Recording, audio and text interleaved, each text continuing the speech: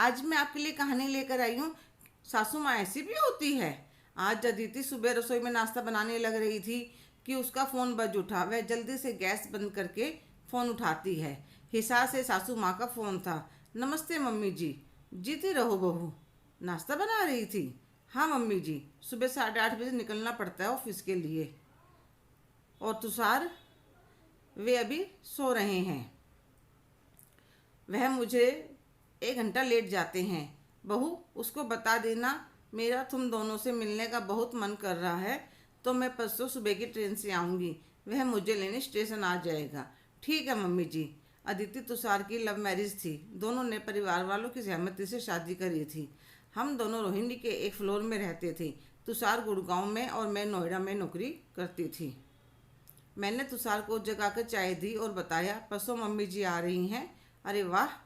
पर वहाँ पर पापा और छुटकी तो अभी कॉलेज में जा रही है। वह तो आने पर पता चलेगा। ठीक है, तुम कल 1 हफ्ते की छुट्टी ले लेना। देखो तुषार, मैं 2 दिन से ज़्यादा छुट्टी नहीं ले सकती। मेरा ज़रूरी प्रोजेक्ट चल रहा है। तो क्या मम्मी पूरा दिन घर में अकेली रहेगी? 1-2 छुट्टी तो तुम भी ले सकते हो।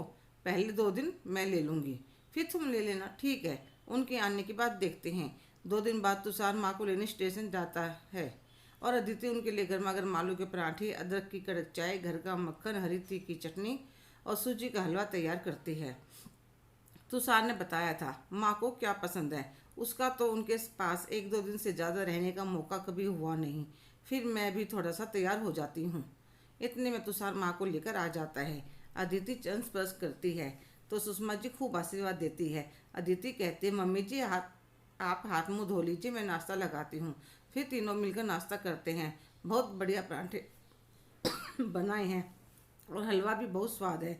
थोड़ी देर में तुषार कहता है, माँ मैं ऑफिस चलता हूँ, शाम को मिलते हैं। और अदिति, माँ मैंने 2 दिन की छुट्टी ले ली है, पूरा दिन आप अकेली कैसे रहेंगी? और मुझे भी तो आपसे बहुत कुछ सीखना है। फिर वह बचा हुआ सामान फ्रिज में रखने लगती है। इतने में मेड आ जाती है। अदिति, काम वाली इतनी लेट आती है? नहीं मम्मी जी, वैसे तो सुबह 7:30 बजे मैं उसको बुला लेती हूँ, अपने सामने ही सारा काम करवा लेती हूँ। आज मैंने इससे कहा था थोड़ी लेट आने को, तो मैं देख रही थी बहू के चेहरे की चमक पहले जैसी नहीं थी। बाल भी काफ़ी हल्के हो गए थे। वह सारा काम करके सासू माँ के पास आकर बैठ जाती है। बताइए मम्मी जी, दोपहर को आपके लिए क्या बनाऊँ? खाने में बहू आज तो मैं बनाऊंगी तुम्हारे लिए कढ़ी पकौड़े वाली। एक बार तुषार ने बताया था तुम्हें कढ़ी पकौड़ा बहुत पसंद है। अरे नहीं मम्मी जी, आप क्यों परेशान होते हो? और आप बताइए आपकी पसंद का बनाऊंगी, मुझे भी बहुत पसंद है कढ़ी पकौड़ा। चलो, तो फिर दोनों सास बहू बनाती हैं। दोपहर को खाना खाने के बाद सास बहू कभी सीरियल, कभी किसी रेसिपी की बात करती हैं। अदिति कहती है, माँ छुटकी अकेली मैनेज कैसे करेगी? नहीं, वह तुम्हारी बुआ जी आई हुई हैं। कहने लगी यहाँ का मैं देख लूँगी। भाभी तुम बच्चों से मिल लाओ। शाम को सासू माँ कहती है, अदिति थोड़ा तेल गर्म करके ले आ। अभी लाई मम्मी जी। और वह ले आती है। ला बहू मुझे दे। नहीं मम्मी जी, मैं लगाती हूँ। यह मेरे लिए नहीं, तुम्हारे लिए मंगवाया है। आओ मैं तुम्हारे बालों में लगाती हूँ। अरे नहीं मम्मी जी, मैं क्या अपने आप लगा लूँगी।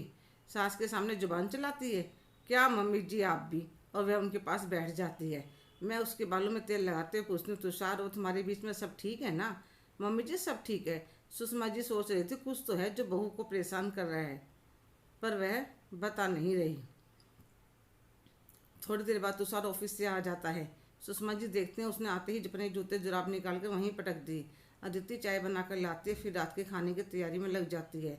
तुषार जब से आया था न्यूज़ देखने में लगा हुआ था।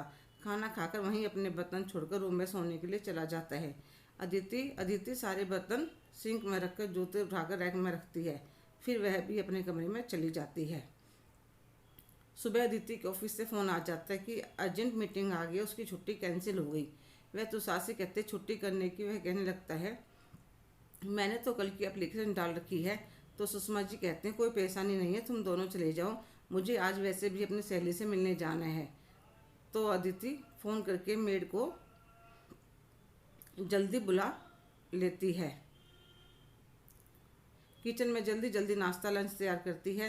मेड आकर बर्तन सफाई वगैरह कर जाती है। अदिति सासू माँ को नाश्ता देकर खुद भी कर लेती है और अपना टिफ़िन लेकर ऑफिस चली जाती है।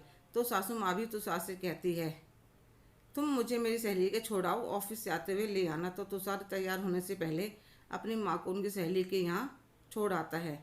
फिर तैयार होकर ऑफिस चला जाता है। शाम को ऑफिस से आते हुए अपनी माँ को ले आता है। जैसे ही वे घर के अंदर आते हैं उन्हें अजीब सी स्मेल महसूस होती है। डाइनिंग रूम में देखते सुबह के नाश्ते के बर्तन टेबल पर रखे थे, अखबार भी वहीं सोफे पर पड़ा था। तुषार कल की तरह अपने जूते जुराब निकाल कर वहीं छोड़ देता है। कमरे में जाकर कपड़े बदलकर मैले कपड़े भी वहीं छोड़ देता है। सुबह का गीला तौलिया भी वहीं पड़ा था।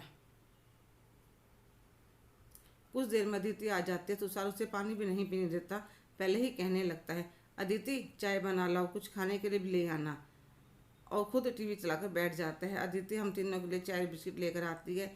चाय पीने के बाद सारा ड्राइंग रूम साफ करते गिला तौलिया बेड पर से उठाकर फैलाती है। मैले कपड़े वॉशिंग मशीन में डालती है, फिर कपड़े बदलकर रात के खाने की तैयारी में लग जाती है। मैं भी उसकी मदद करने लगती हूँ। खाना खाने के बाद तीनों सो जाते हैं। मैं रात भर सोचती रही।